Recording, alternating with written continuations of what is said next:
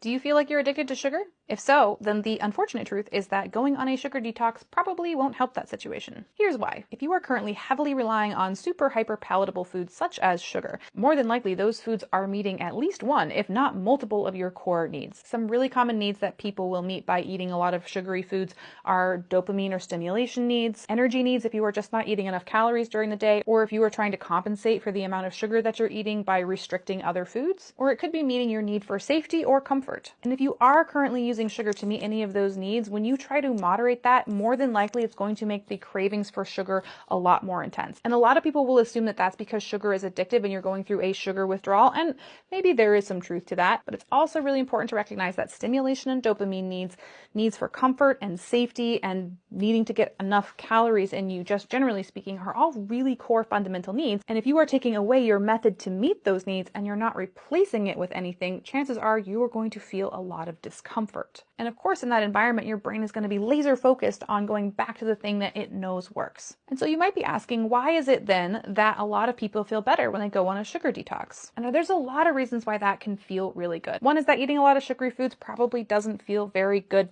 physically. And so of course, when you are shifting your diet to be a little bit less processed, you're probably going to feel better. The other thing is that doing a sugar detox is something that's novel and exciting. And the process of doing that can actually, for a short period of time, boost dopamine and meet stimulation needs because it is a novel experience. Additionally, when people go on sugar detoxes, they also often put a much heavier emphasis on what they're eating, which means that they are more likely to actually meet their energy needs. And that's especially true if people were trying to eat less to compensate for their sugar consumption before. And so even though there are benefits of sugar detoxes, it's typically not something that I recommend. And the reason for that is because, well, you'll notice that people who do sugar detoxes do them pretty frequently, and that's because they don't tend to lead to lasting change. Because after the novelty of a sugar detox has worn off, you're back into a state where you have a lot of core needs that are not being met, and our brain likes to slide back into its old faithful strategies. Instead, it can be more helpful to work on identifying what needs sugar is currently fulfilling in your life and trying to find other ways to meet those needs so that you don't feel like you have to reach for sugar quite so often. Now, if you're a little stumped on how to do this and you would like some exclusive tips on how to